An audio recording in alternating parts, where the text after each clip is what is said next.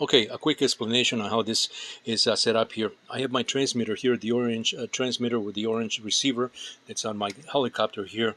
This is a 7 port receiver. It's got 6 channels and an additional port for the battery input. I'm not using the battery input because I'm using the ESC, one of these ESC's battery eliminator circuitry to feed 5 volts to this receiver. In turn, this receiver is feeding those 5 volts along with the signals to the respective servos for the pitch and roll, and it's also feeding the signal, just the signal, via the rotor channel to this gyro unit here, composed of this MPU 60 with this AT1085 microprocessor. So this is actually the gyro. It's receiving the signal.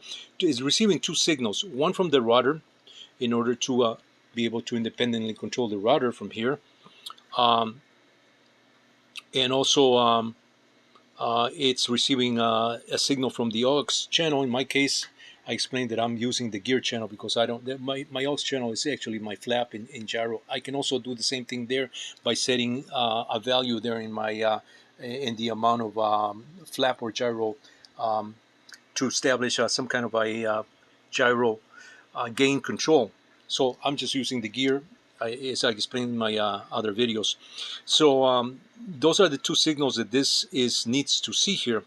One to control the tail independently, and the other one, depending on if I had a potentiometer here for my aux channel, I can calibrate the gain. So one is to do the gain control.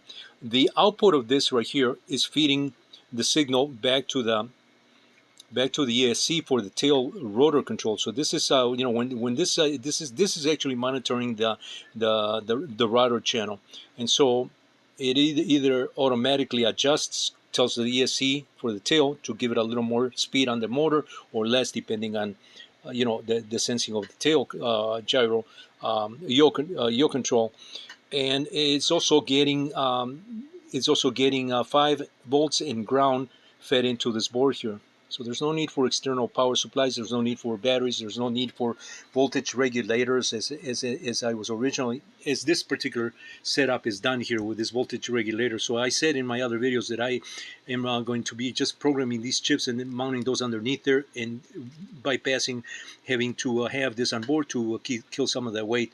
I am going to put 2 LEDs there, one for to see that the power is on, and the other one to see that the signal is on. So that's what that unit is doing, and it's very, very simplistic once you understand the connections here. And basically, that's all there is to it.